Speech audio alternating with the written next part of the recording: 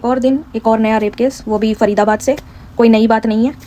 Mummy से लड़ाई हो गई थी तो बिना पैसे लिए बिना किसी को बुलाए रात में निकल गए। उससे मैं निकल गई थी, मैं अपनी फ्रेंड के घर जा रही थी। मैं मेरे को पीछे लटा दिया। एक बंदा बाहर चला गया, फिर उन्होंने गलत काम किया। कह रहे थे जो हम कह रहे वो कर रहे, वरना गुड़गांव की बहन वहाँ फेंका तुझे खाई में। 20 साल की लड़की जो अपनी माँ से गुस्सा होकर अपनी फ्रेंड के घर गई, थोड़ी देर बात करके वापस आई। वो गलती से पैसे ले जाना घर से भूल गई थी और रास्ते में उसने कोशिश की कि वो पब्लिक ट्रांसपोर्ट का वेट करे। उसके पास इतने पैसे नहीं थे कि घर वो एक कैब वगैरह लेके आ सके।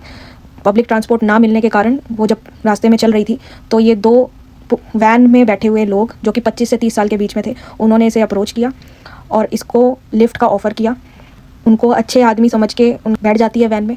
वो देखते हैं कि इसके पास पैसे नहीं है तो वो कहते हैं कि तू परेशान लग रही है, ले तेरे बच्चों के लिए पैसे ले ले। वो इसको 600 रुपये देते हैं और 600 रुपये देने के बाद ही वो उसको बहुत बुरी तरह मारने लगते हैं। इसके बाद वो इसको ले जाते हैं एक ऐसे रिमोट एरिया में जहाँ पर ना कोई ज़्यादा आता जाता हो, ना ज़्यादा चहल पहल हो। ऐसे में एक एक करके इसके साथ रेप होता है और क्योंकि ये बहुत ज़्यादा रेजिस्ट कर रही होती है तो इसका शोल्डर तोड़ दिया जाता है। मल्टीपल फ्रैक्चर इसकी बॉडी पे दिए जाते हैं। इसके फेस पर बुरी तरह से चोट पहुंचाई जाती है जिस पर इसको 20+ स्टिचेस आते हैं। आखिर में 2-3 घंटे तक गाड़ी अलग अलग लोकेशन पे घुमाने के बाद इसको सड़क पर चलती वैन से फेंक दिया जाता है, जिससे इसे और भी ब्रूटल चोट लगती है। इस लड़की को वैन से फेंक दिया जाता है तो ये लड़की रास्ते में लोगों से मदद की भीख मांगती है। उनको बोलती है कि इसकी कोई हेल्प कर दो। बहुत देर बाद शायद किसी पर्सन के थ्रू इसकी हेल्प की जाती है, जहाँ पर ये अपनी बहन को कॉल करती है और इसको हॉस्पिटल ले जाया जाता है। हॉस्पिटल में पहुँचने के बाद इसकी हालत ऐसी नहीं होती है कि ये अपनी स्टेटमेंट भी रिकॉर्ड करवा पाए। डॉक्टर्स की ऑब्जर्वेशन के बाद पता चलता है कि प्राइवेट पार्ट से लेकर पूरे शरीर तक, पूरी बॉडी तक बहुत ज़्यादा चोट आई है इस लड़की को। इसकी आई में मेजर इंजरी हुई है।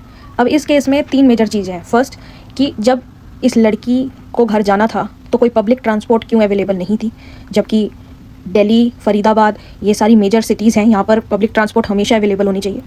दूसरी चीज़ कि पुलिस पेट्रोलिंग इतनी कॉन्टीन्यूस क्यों नहीं है इन एरिया में जहाँ पर इतने सारे केसेस रेगुलर बेसिस पर रजिस्टर होते हैं, रेप केसेस। विमेन सेफ्टी की हालत इतनी ख़राब है, उस पर 2-3 घंटे एक वैन का घूमते रहना और उस वैन में गलत काम होते रहना, क्या किसी की कोई नज़र नहीं पड़ी? और तीसरी चीज़ जो कि लोगों के लिए है कि एक सड़क पर चलती लड़की, अकेली लड़की आप अपॉर्चुनिटी की तरह कैसे देख सकते हो?